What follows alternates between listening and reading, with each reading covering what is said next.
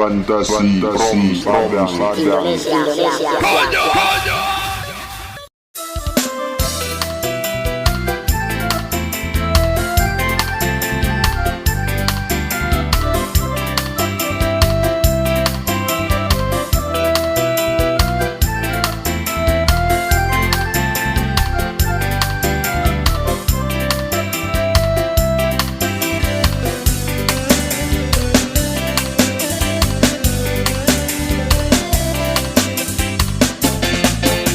Kering sudah rasanya air mataku, terlalu banyak sudah yang tertumpah. Menangis meratapi buruk nasibku, nasib buruk seorang tunawisma. Langit sebagai atap rumahku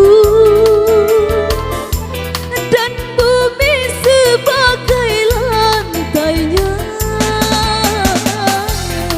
Hidupku menyusuri jalan sisa orang yang aku makan. Langit sebagai atap rumahku dan bumi sebagai lantainya. Hidupku menyusuri jalan sisa orang yang aku makan.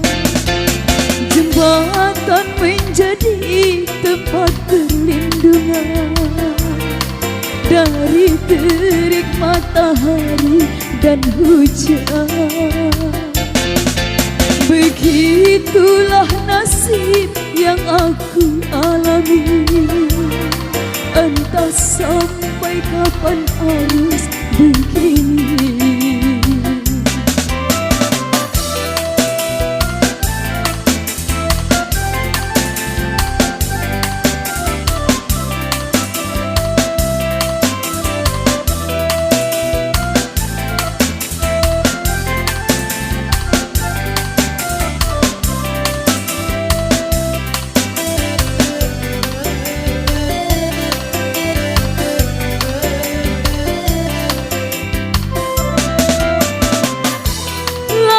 Sebagai atap rumahku dan bumi sebagai lantainya. Hidupku menyusuri jalan sisa orang yang aku makan. Langit sebagai atap rumahku dan bumi sebagai lantainya. Hidupku menyusuri jalan sisa orang yang aku makan.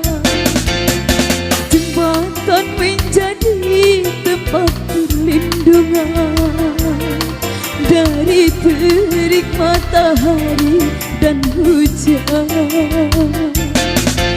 Begitulah nasib yang aku alami.